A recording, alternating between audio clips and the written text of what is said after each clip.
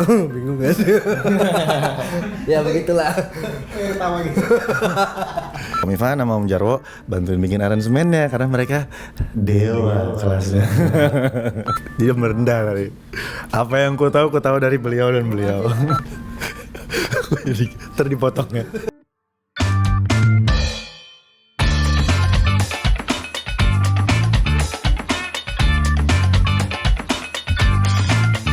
Toleransi itu kalau di Indonesia tuh sebenarnya gede banget toleransinya. Apalagi kalau di di luar metropolitan tuh lebih toleransi banget. Apa yang ya kan kita kan sering jalan-jalan ya, nggak cuma di kota besar gitu. Kita kalau ke pelosok ketemu orang-orang sekitar yang ngobrol juga, wah sini mah nyantai aja, kita hidup bersama, kita mencari nafkah bersama, mengembangkan dunia bersama, membangun negara bersama, pokoknya best. Toleransi kalau menurut saya itu sudah DNA-nya Nusantara, DNA-nya Indonesia. Kita sudah ditakdirkan menjadi bangsa yang berbeda-beda. Dan kenapa kita masih jadi satu? Ya, karena kita punya toleransi dan saling menghargai antar sesama, antar bangsa ini. Bangsa Indonesia karena apa? Karena DNA-nya kita memang toleransi. Tapi memang ada salah satu hal yang mungkin memaksakan memaksakan untuk menjadi seperti sesuatu itu atau sesuatu pihak yang akhirnya ini toleransi kita terganggu. Ya, jadi harusnya toleransi itu sebagai sebuah rahmat yang harus disyukuri banget. Cuman di Indonesia ini ada konflik kepentingan para elit. I know who you are, okay?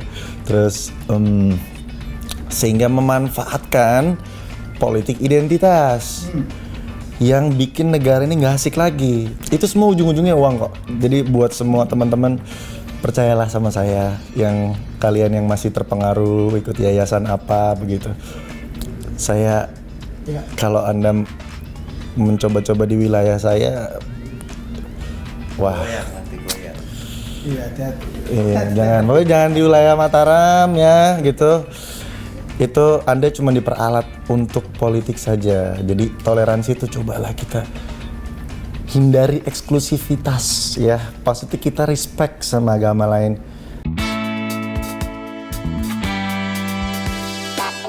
Ya, jadi pernah ada situasi ya ini ya radikalis lah di rumah saya di Jawa Tengah lah gitu.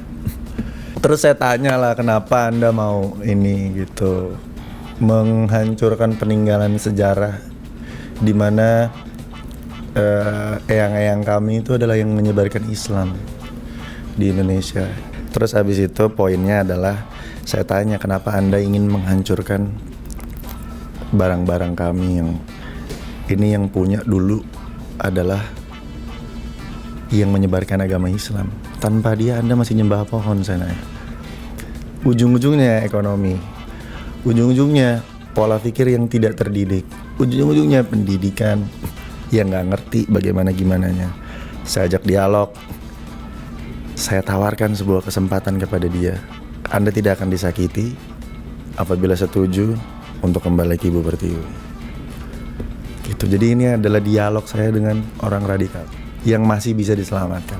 Saya pribadi sih sangat respect ya sama Fiza, anak muda tapi bisa punya pandangan seperti itu dan akhirnya bisa membuat karya yang mengangkat tentang perdamaian yang isinya itu kan sebenarnya isinya deradikalisasi kan sebenarnya. Nah, itu jarang orang ada yang bisa menulis tentang hal itu dengan secantik itu gitu loh. Dan ini respect lah sama Fiza. Dan dengan sangat antusias gue mau terlibat di dalam proyek ini juga. Jadi kalau lagu yang kembali ke Ibu Pertiwi gitu ya. Yang barusan kita mainin tuh emang baru tadi malam kita garap rame-rame tuh secara musik rame-ramenya ya. Jadi emang bagian awalnya kan udah ada kan yang ini nadanya gini, liriknya ini, song ini terus gimana ya biar kita bisa perform lagu ini dengan asik gitu. Terus dan bukan cuma buat kita yang lagi main, tapi buat orang yang nonton juga, yang nikmatin gitu. Karena kalau bisa bikin itu enjoy tuh menyampaikan pesan di lagunya tuh bisa lebih gampang gitu.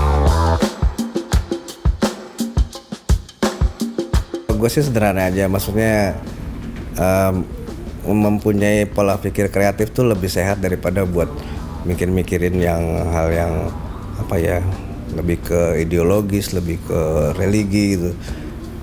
Kalau nggak usah pusing-pusingin lah, kita mikir yang santai-santai aja, bikin sesuatu, terus ngajak teman bareng-bareng buat bikin yang bisa menyenangkan rame-rame.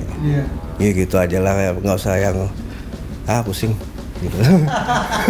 Saya sadar ya, di akhir-akhir ini banyak orang yang punya semangat untuk mempelajari agama ya, terakhir ini lebih banyak lah gitu. Ya nggak apa-apa, itu bagus banget. Tapi hati-hati juga, belajar agama tuh nggak cukup hanya di YouTube gitu. Belajar agama itu mesti pilih-pilih juga kita sama siapa belajar. Belajar agama itu kita mesti punya ada literatur yang benar. Literatur yang benar itu maksudnya kitab-kitabnya tuh yang jelas gitu.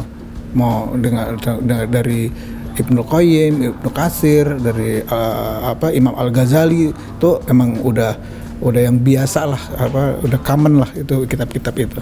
Nah, tapi kalau misalkan ketemu sama ustadz atau kiai yang kira-kira dakwahnya mengajak kita ke arah kebencian, itu perlu kita waspadai, cepet-cepet tinggalin deh itu, karena proses radikalisasi mulai dari situ sih sebenarnya.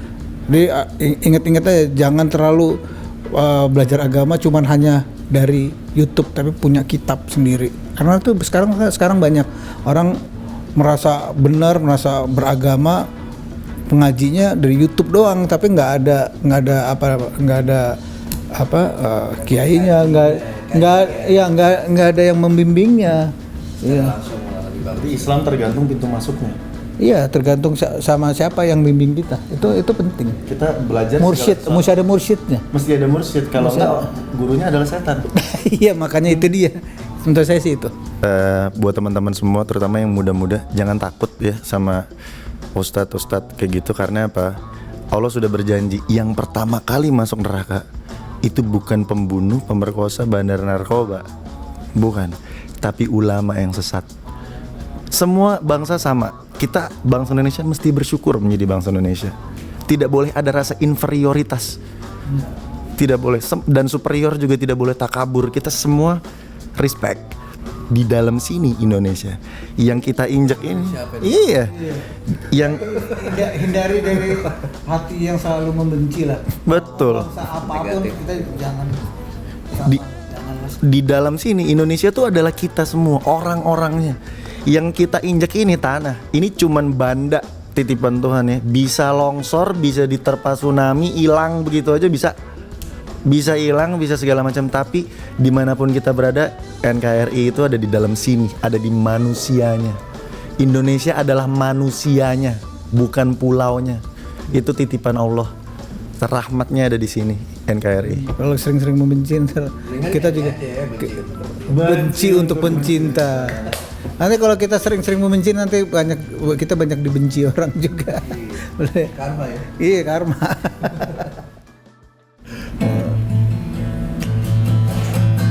Ya. Jangan lagi ada anak Adam yang berdalih. Keyakinan agama adalah alasan untuk berperang. Inikah yang kau namakan hakikat cinta?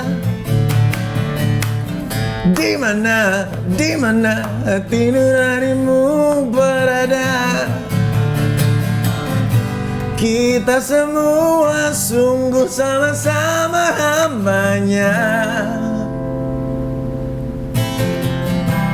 Tuhan bukalah mata hati mereka yang dibutakan dunia.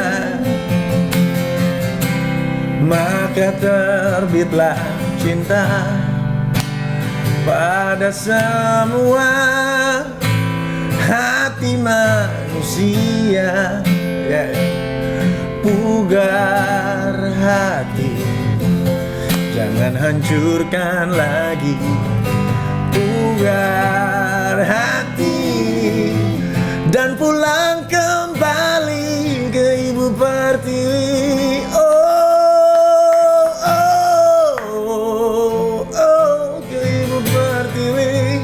Oh, oh, oh, ke Ibu Pertiwi.